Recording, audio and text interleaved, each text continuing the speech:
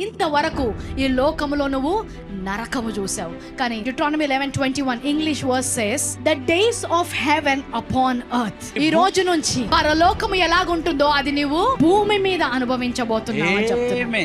హల్లెలూయా. ఇంతవరకు బానిసత్వము చూసావు, ఈ రోజు నుంచి సమృద్ధిని చూడు.